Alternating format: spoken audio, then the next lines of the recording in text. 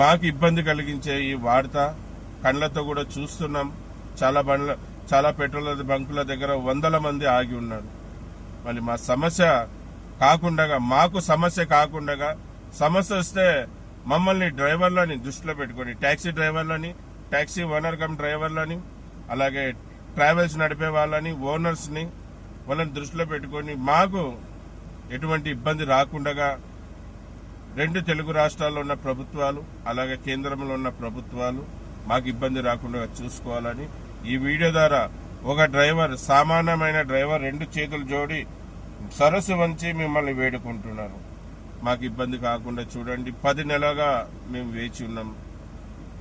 ఈ 2 నెలలన్నా కొద్దిగా బాగా కిరాయిలు తిప్పి ఉన్న అప్పులు తెంపుకుందాం, తల్లిదండ్రుల్ని బాగా చూసుకుందాం, మంచి వైద్యం చూపించుకుందాం అని అనుకుంటున్నాం.